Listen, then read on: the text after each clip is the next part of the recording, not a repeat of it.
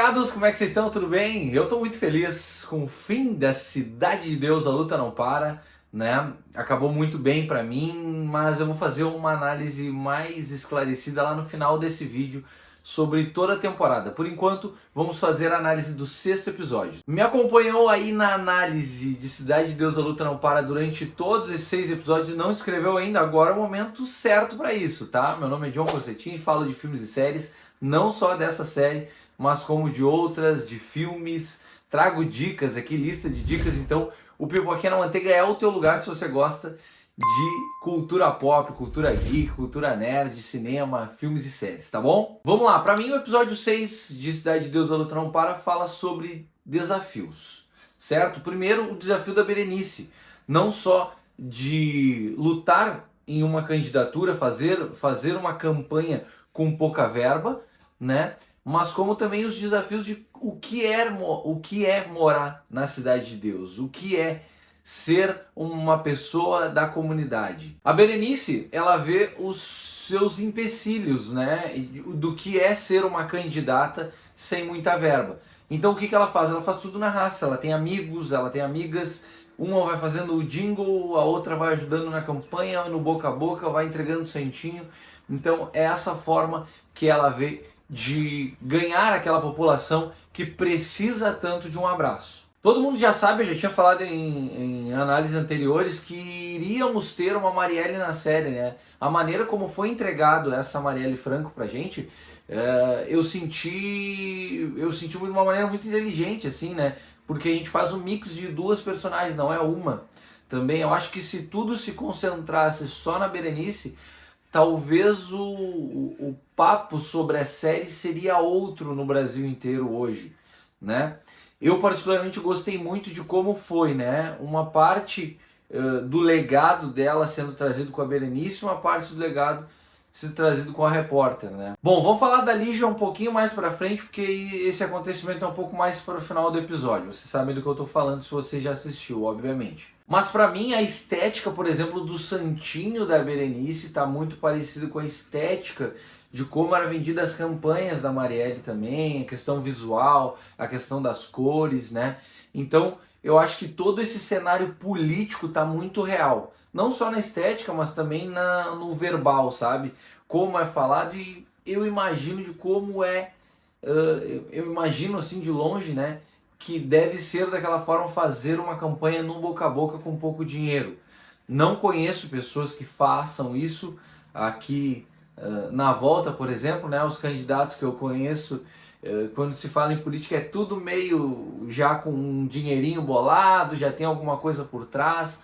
Então eu sinto que essa realidade trazida é uma realidade de comunidade, é uma realidade brasileira. Isso porque a gente sabe que nem todo mundo tem o mesmo tempo, por exemplo, de tela, né, numa candidatura à prefeitura ou nesse caso desse ano, prefeitura ou a governadores, não tem o mesmo tempo de tela se o partido é menor, se tem a ver com legenda. Então essa atmosfera para mim está sendo trazida, né? Foi trazida nessa primeira temporada com excelência pela produção de Cidade de Deus, a luta não para. E quando eu falo do cenário político, também não é só dessa parte, mas também da parte bem ruim, assim, que é a parte do envolvimento da milícia, né? O que a política leva de dinheiro para outros pontos que a nossa sociedade vai ficando caótica, né, por conta desses pontos. Então alguém financia algo para matar, alguém financia algo para a droga ser mais reverberada e aquilo ali virar um caos maior, e com isso a polícia ganha, a política ganha, né? Uma coisa que eu tinha conversado com alguns amigos e que eu senti nesse último episódio é que o fluxo da série, né, eu só fui entender no último episódio da primeira temporada, que o fluxo dela está muito rápido, as coisas acontecem, né? No final do episódio anterior a gente tinha a Berenice sendo escolhida como o nome que vai representar a comunidade. Depois, logo, né, seguindo os acontecimentos do episódio anterior, aqui em 10 minutos a gente tem muita coisa resolvida. A Berenice já está fazendo campanha e no final desse episódio já ganha o mandato como vereadora, como a 9ª vereadora mais votada da cidade do Rio de Janeiro. Claro que em tudo isso a gente vê alguns talvez algumas brechas, como passa tudo muito rápido, talvez coisas não são explicadas, né? Mas uma coisa que me pega muito é como essa campanha ela é feita, né? Porque ela é a nona mais votada do Rio de Janeiro, mas não houve uma campanha maior fora da Cidade de Deus, pelo menos não foi mostrado isso para nós, né? Talvez foi só na comunidade, talvez a comunidade pode ter levado ela à nona posição, da mais votada, né? E algumas coisas aqui eu fico pensando, será que se na vida real fosse assim, se fosse só na comunidade, se fosse só ali, sem sair para outros bairros, ela teria essa votação inteira se seja a nona mais votada. Outro ponto que eu fiquei pensando era ela dar entrevista num canal de TV, assim, ter um tempo, como se ela fosse candidata a prefeita e não a vereadora. Os vereadores não têm tempo de tela na TV para falar algo, né? Então, ela foi chamada no programa do Tucão, que é como se fosse um programa, sei lá, sensacionalista, como se fosse um Datena da vida em nível nacional. Não sei se isso aconteceria, né? Mas seguimos o baile, é como eu falei pra vocês. Pra mim a série ela é muito boa, ela tá numa régua muito alta. Então, claro que existem alguns pontos que, se a gente for pensar, parar pra pensar, com 6 episódios na correria que foi, talvez foi entregue de uma forma rápida demais. Mas também não estrague nada a experiência. A Berê, ela não tem medo de nada, ela mostra força em meio à opressão. A opressão masculina, a opressão da comunidade, a opressão dos traficantes, dos milicianos, da própria política, né? Tudo tá contra ela, mas ela na força e na garra, né, bota a faca entre os dentes e vai para cima. E ganha essas eleições. Como é comemorado, é muito bonito, é muito rico, né? Como a comunidade ajuda de sua forma, cada um de sua forma, para ela poder chegar lá, e ela chega no final desse episódio. A Berenice, ela já tinha ido contra algumas coisas, né? E se mostrado essa pessoa forte em vários momentos da série, né? Até mesmo do filme, a continuação dela vindo do filme pra cá já mostra uma resistência muito grande. Ela não tem medo de homem nenhum, isso é mostrado em episódios anteriores quando ela entrega o próprio namorado, o PQD, pra polícia, né? Essa é uma história que a gente vai ter uma continuação na segunda temporada com toda certeza. O PQD pode voltar com raiva dela, querer fazer algo pra ela, né? Mas, cara, a estrutura dela e como acaba o episódio é muito lindo, porque a gente vê o sorriso de uma mulher em meio aos fogos, na comunidade ganhando, sabendo que ela pode ainda fazer algo pelo legado do Barbantinho. No núcleo do Buscapé e da Lígia a gente também vê os desafios, né? Porque agora ele tem uma foto na capa do jeito que ele queria, e não do jeito que o editor-chefe do jornal queria. Então, com isso, a pressão é muito maior sobre ele, sobre a Lígia, né? Essas coisas elas vão afunilando. Eu falei para vocês que em Tropa de Elite existe algo nesse sentido e é bem o que acontece aqui. De tanto que a mídia expõe, os jornalistas expõem, chega uma hora que eles são visibilizados também e a polícia, a milícia, tudo vai atrás, né? Esse grupo malicioso, né, da milícia vai atrás e mata a Lígia em um episódio muito Marielle Franco. Ela tá com um carro, a galera vem de moto e atira, né? Poderia ser o Buscapé, que faz em algum momento, tem uma construção de que pode ser ele a pessoa que vai morrer, mas se a gente pensar rapidamente, não tem como ele morrer, porque ele é o nosso narrador da história aqui, né? E ele já fala, algumas falas dele já é no futuro.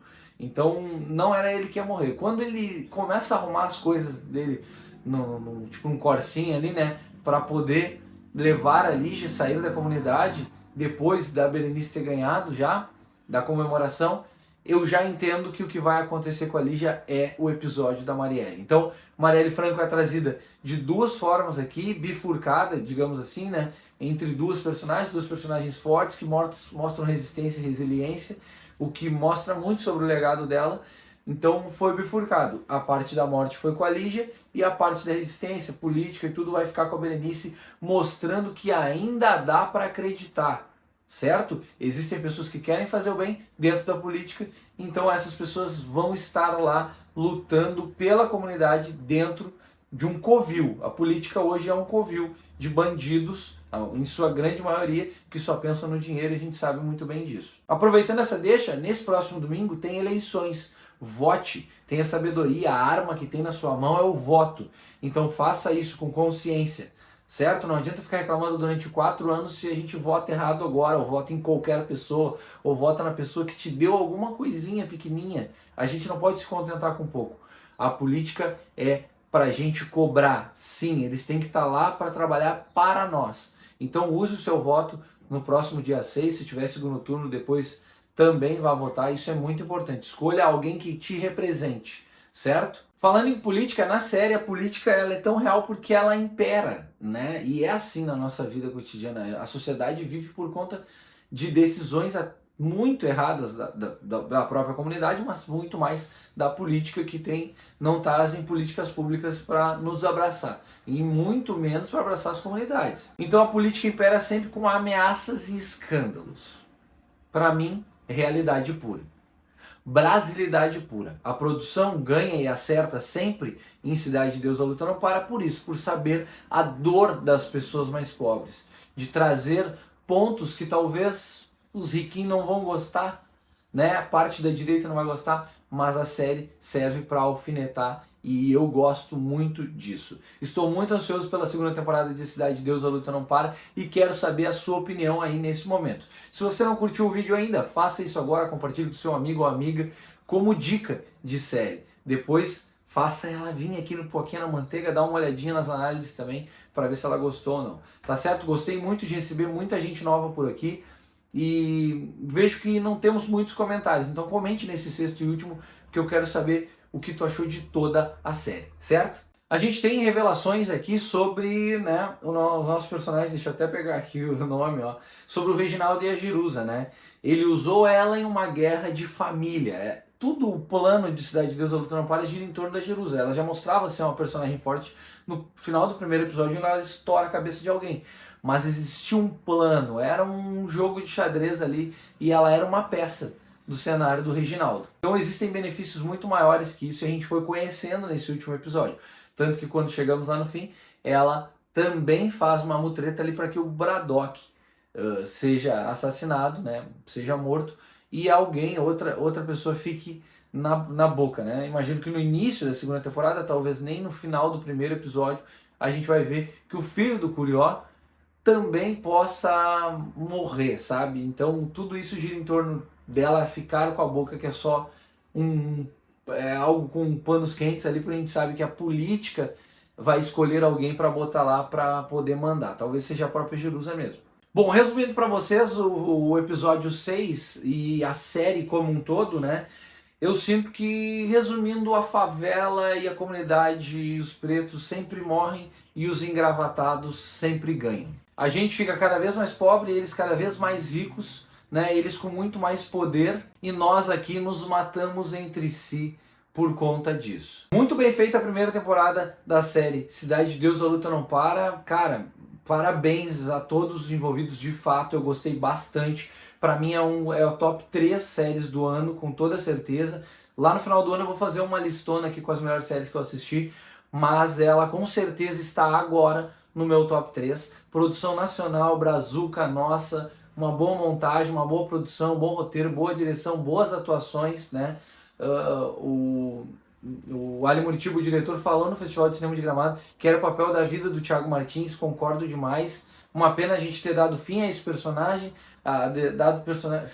fim também ao personagem do Curió, mas aí tu vê a coragem, né? A coragem já tinha sido mostrada antes por fazer uma série de um filme tão bom. Um dos melhores filmes que eu já assisti na vida, talvez o melhor filme nacional de todos os tempos. E existia coragem em pegar essa ideia e trazer para uma série. Foi boa no final de tudo, né? Essa primeira temporada, espero pela segunda ansiosamente. E a coragem também de matar personagens importantes logo nos primeiros episódios, né? Ou logo na primeira temporada. Muito bom mesmo, todas as escolhas até aqui. Gostei. Tem coisas para se falar de mal? Tem, mas, cara, eu esqueço disso nesse momento, porque quando se tem séries brasileiras nessa pegada, o negócio é exaltar, sabe? Eu tô aqui para exaltar uma série nacional que eu gostei muito, me pegou. Fazia muito tempo que algo não me chamava tanta atenção. Então é isso. Gente, previsão sobre a segunda temporada de Cidade de Deus, a Luta Não Para. Outubro de 2025, tá certo? Já tenho essas informações e trago aqui para vocês. em primeira mão, tá certo? Logo que tiver mais materiais do filme ou alguma entrevista, eu vou tentar uma entrevista com alguém do elenco, alguém da produção, trago aqui para vocês porque temos muita conversa sobre Cidade de Deus, a luta não para ainda. Quero saber muito de ti o que você achou? Beijo amanteigado, até a próxima. Não se esqueça de se inscrever no canal, tá? Já tem crítica de Coringa, Delírio A2 aqui no Pipoquinha na Manteiga. Siga @Pipoquinha na Manteiga nas redes e é isso. Beijão, tchau.